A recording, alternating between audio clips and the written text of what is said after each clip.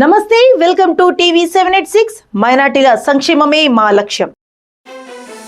వనపర్తిలో కన్న తల్లిని హత్య చేసిన కుమారుడిపై అనుమానం. వనపర్తి జిల్లా కేంద్రంలోని గాంధీనగర్ కాలనీలో ఆదివారం దారుణ ఘటన చోటు చేసుకుంది. 60 ఏళ్ల రజియా బేగం అనే మహిళ అనుమానాస్పద స్థితిలో మృతి చెందింది. స్థానికుల సమాచారం ప్రకారం రజియా బేగం తన కుటుంబంతో కలిసి గాంధీనగర్ కాలనీ 20వ వార్డులో నివసిస్తోంది. ఆమె కుమారుడు మద్యానికి బానిసై తరచూ డబ్బులు అడిగేవాడని స్థానికులు తెలిపారు.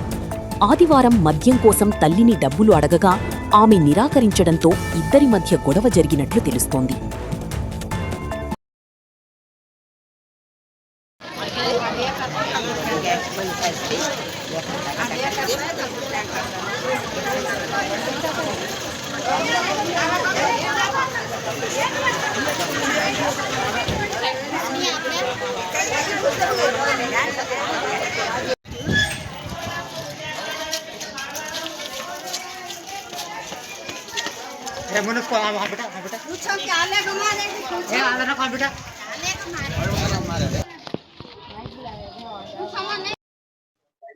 నాది గాంధీనగర్.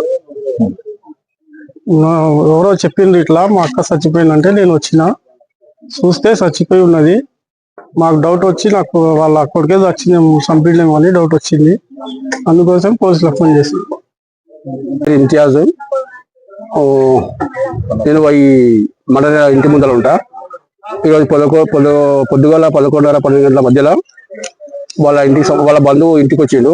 ఇంటికి వచ్చి వాళ్ళకు బియ్యం కొరకు తొలగిపోవడానికి వస్తే అనుమానంతో పిల్లాడు ఇంట్లో లేదని చెప్పాడు. మా ఇంట్లో ఉన్నా అని చెప్తే మా ఇంట్లోకి వచ్చి అడిగిండు. అడిగిన తర్వాత లేదన్నా ఇంట్లో పోయి చూడాలంటే లోపల పోయి చూసే వరకు ఆమె శవమై ఉన్నది. తర్వాత వాళ్ళ బంధువులకు వాళ్ళకి అందరికి పిలిచినాక పోలీసులు వచ్చారు.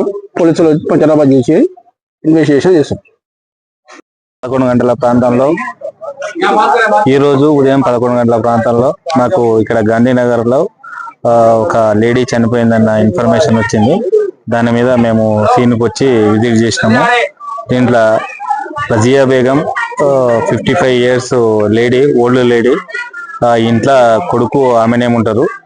ఆమె వచ్చేసి చనిపోయి ఉన్నది. ఆమెకు ముఖం మీద తర్వాత చేతులకు రక్తగాయాలు ఉన్నవి. మాకు పైకి కనిపించే దాన్ని బట్టి ఎవరో చంపి వేసినట్టున్నది. వాళ్ళ కొడుకు మీద చుట్టుపక్కల వాళ్ళ అనుమానంతో ఉన్నారు. అతన్ని తీసుకొని విచారిస్తాము. ప్రైమరీగా వాళ్ళ కొడుకు కొద్దిగా తాగుడుకు బానిస అయిపోయి ఈమెను పెన్షన్ డబ్బుల కొరకు చేయడం వల్లనే చంపినట్టు అనుమానిస్తున్నాము. క్లూస్ టీమ్ వచ్చింది, అక్కడ ఉన్న రక్త మార్కలు అవన్నీ సేకరిస్తుంది. ఫర్దర్ గా ఇన్వెస్టిగేషన్ లా తేలుతుంది. ఇవి ఇప్పటి వరకున్న అప్డేట్స్. మరిన్ని అప్డేట్స్ కోసం స్టే ట్యూన్డ్ విత్ టీవీ 786.